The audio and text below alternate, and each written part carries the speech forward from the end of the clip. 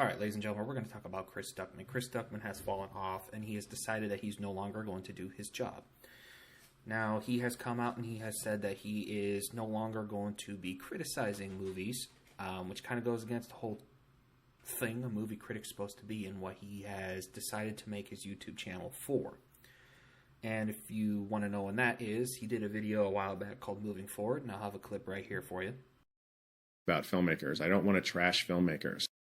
Meeting filmmakers, talking to them at festivals, going onto their sets, really seeing how much work goes into even your average not so great movie. I just don't feel like doing that anymore. I don't want to talk negatively about filmmakers. I don't want to trash filmmakers. It would be strange for me to be making movies and also shitting on other filmmakers. Also, there's plenty of that on this platform already. There are so many channels dedicated to talking about bad films and negativity about movies. There's no shortage of that. When you see a bad film sometimes, if you're a film critic, and I can tell you this from experience, you get kind of excited because you realize, oh, like, I could really make a good review of this, and I could really talk about all the problems with this and just really let them know how shitty they did. I find no joy in that anymore. I just don't. A few years back, I stopped doing my worst of the year videos for that same reason. And ever since then, I've had a tough time enjoying negativity about film because I love film so much and I want to be a champion for film. So I am going to distance myself from film criticism.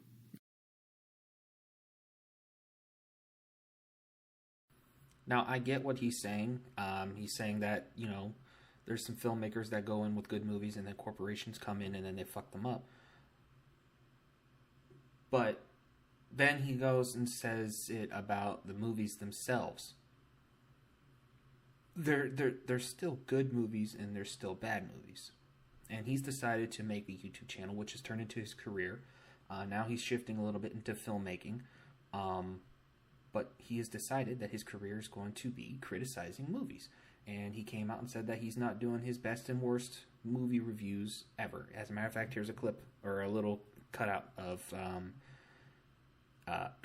his F list, which stopped about 2-ish years ago.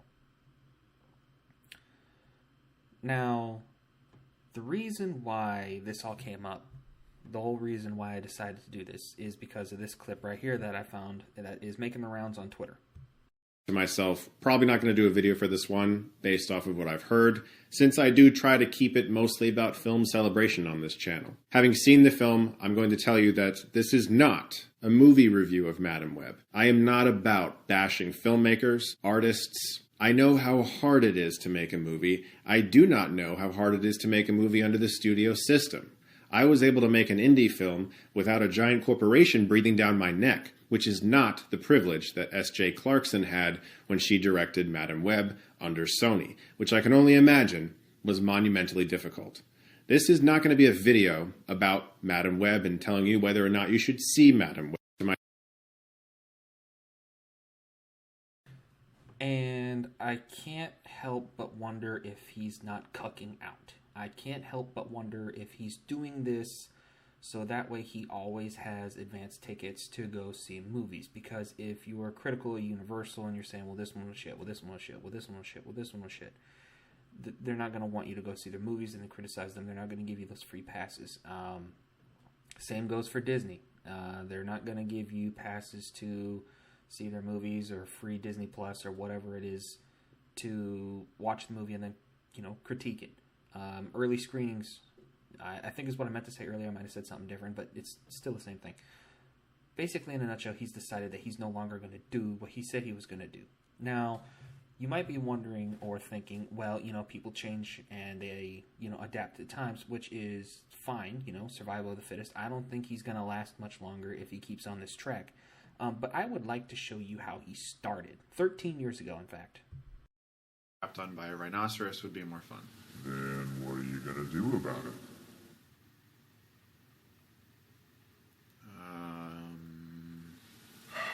You have to spell it out for them these days.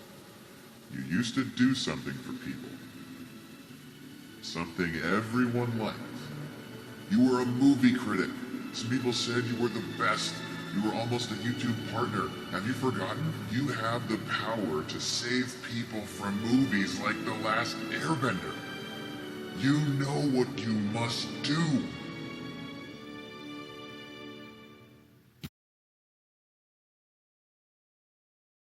So if that's how you're going to make it, and you've been doing it for X amount of years, why? You're supposed to, as he said in that, he wanted to help people not go see The Last Airbender. I'm not an Avatar guy, except for the James Cameron movies that have recently come out. 2009, 2022. And I think we're supposed to get one this year, 2024. But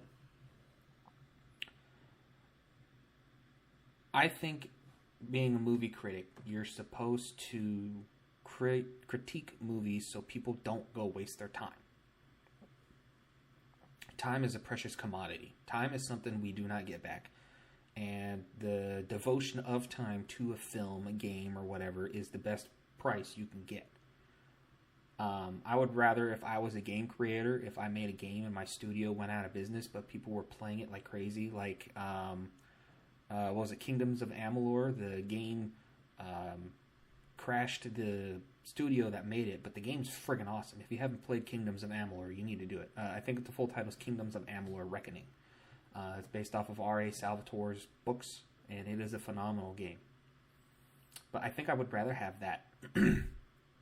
Even if it came years down the road, or, heard that people were having more fun playing it if the studio went down. That just makes me more appreciative because people are willing to spend their time on it. Now, you can always get more money. You can always spend money on shit. That's not a problem. As long as you got a job, you're working, and, you're conscientious of what you're able to spend, what you're not able to spend, you can always make more money. You can't get time back. That's more precious. So I'm a little curious why he's willing to allow people to waste their time at a movie when a lot of people watch critics first. Like, I don't go see a movie without watching Jeremy John's review. I just don't do it. I might start going and watching movies and doing reviews if you guys are interested in it. I'm a big movie guy. I would love to go see movies for you guys. And if that means wasting my time so you guys don't have to go see shit that's 2, 3, maybe even only an hour and a half long, I'll do it. Because I don't like people wasting their time. Again, you can't get time back. There's no clock. This isn't, what was that, In Time or Time with Amanda Seyfried and Justin Timberlake, where they had the clocks and that was their currency. This isn't that.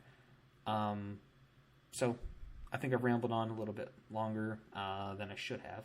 But let me know what you thought down in the comments below. What's your opinion of Chris Stuckmann? Would you guys like to see me go to the movie theater and critique some movies for you? Let me know in the comments below. Make sure you like, comment, subscribe. I'm trying to get to that 500.